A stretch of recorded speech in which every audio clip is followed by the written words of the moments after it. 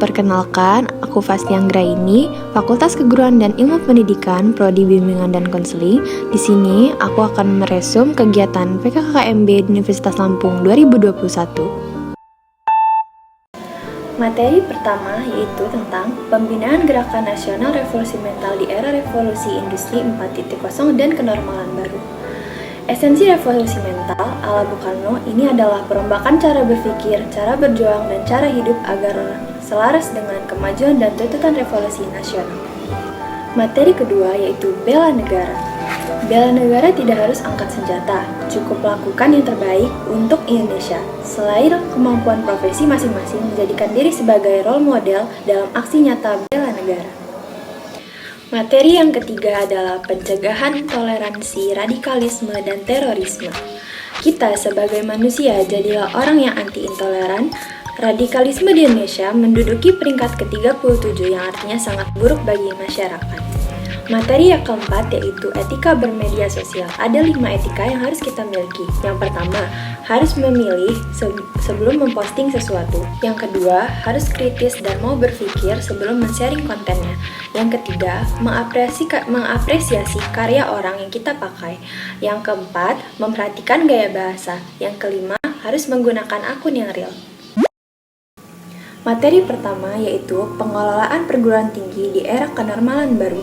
Cara Unila menyikapi COVID-19 di kenormalan baru, melakukan vaksinasi untuk seluruh pekerja, mahasiswa, dan tenaga pendidik di Universitas Lampung, dan melakukan perkuliahan secara daring dan membentuk Satgas COVID-19.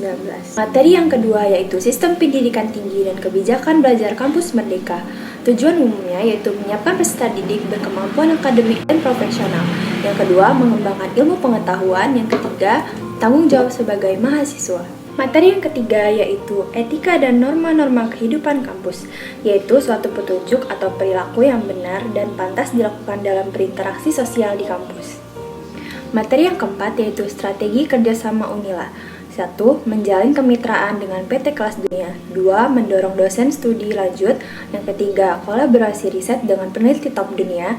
Yang keempat, peningkatan mutu dan perkuliahan riset. Yang kelima adalah akreditasi internasional. Materi yang pertama yaitu sistem perkuliahan dan bimbingan akademik. Dalam perkuliahan, kita akan lebih banyak menjalani belajar mandiri. Kuliah adalah investasi masa depan. Materi yang kedua yaitu menjelaskan tentang gedung-gedung yang berada di Fakultas Keguruan dan Ilmu Pendidikan Universitas Lampung. Materi yang ketiga yaitu kehidupan berbangsa dan bernegara. Sebagai mahasiswa, kita harus mengikuti dan wajib aktif mengikuti segala kegiatan yang diselenggarakan baik akademik maupun non-akademik.